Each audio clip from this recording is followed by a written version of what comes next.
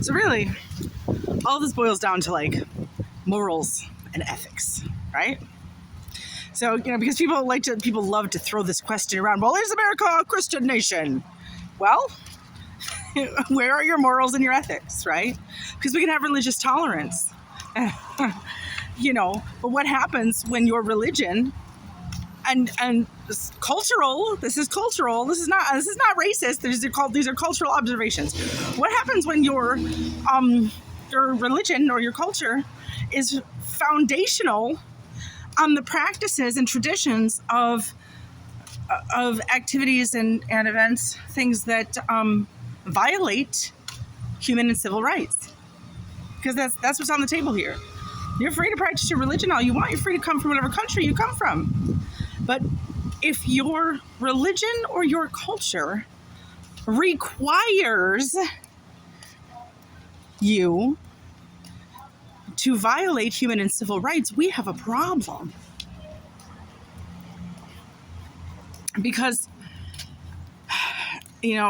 just because somebody, touts a God sign doesn't mean they have ethics and morals. People in Buffalo don't even understand that.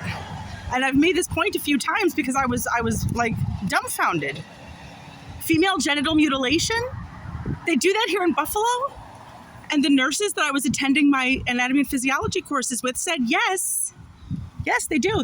Nobody knows about it because it's religious tolerance. We have to honor the culture of the people that make up this city. And this is a refugee city, okay?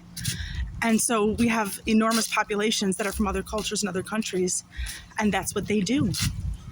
So in order to accommodate them, we just keep it under lock and key and nobody knows that this is happening, except the nurses that are forced to do it. And what if that's against your religion? Because that constitutes as child abuse, whatever religion you are. I mean, and I understand why we're even having the conversation about male circumcision. And does that constitute as child abuse? These are hard conversations.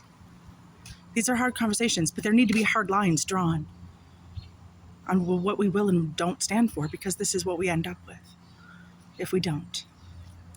Thank you.